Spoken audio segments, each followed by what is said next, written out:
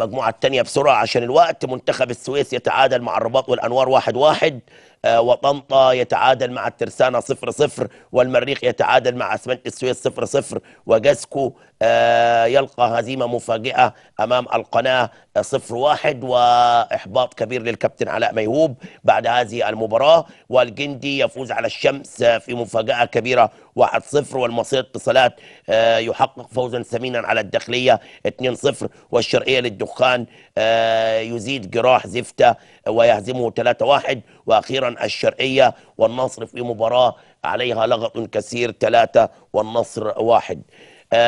ترتيب هذه المجموعة بعد مباريات هذا الأسبوع: الداخلية ما زال متصدرا برصيد 28 نقطة في المركز الأول. المصرية للاتصالات يصعد ويقفز للمركز الثاني بفارق الأهداف 23 نقطة في المركز الثاني بعد هذا الفوز الكبير.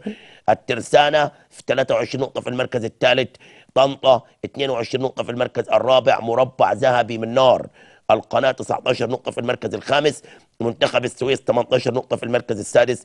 أسمنت السويس 17 نقطة في المركز السابع. النصر في المركز الثامن برصيد 18 نقطة. الشرقية 13 نقطة في المركز التاسع. جاسكو 12 نقطة في المركز العاشر. الرباط والأنوار 11 نقطة في المركز ال11. الشرقية للدخان 10 نقاط، والمريخ 10 نقاط في المركز ال12 وال13.